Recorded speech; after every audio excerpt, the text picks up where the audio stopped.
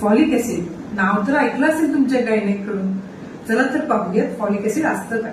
नमस्कार, मी डॉक्टर सोनाली करंबे.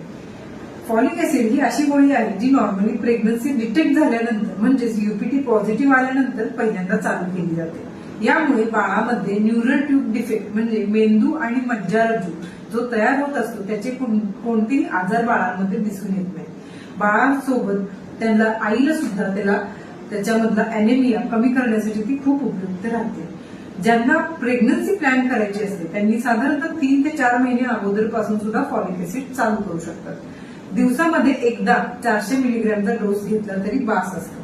त्याचा access dose normally urine मधून एक्सक्रीट होतो, त्यामुळे कधीही ती लाभदायकच राहणार, कधीही त्याचा त्रास नाही लागत. बाळासाठी आईसाठी खूप इम्पॉर्टंट असणारी पहिल्या तिमाहीची गोळी फॉलिक ऍसिड.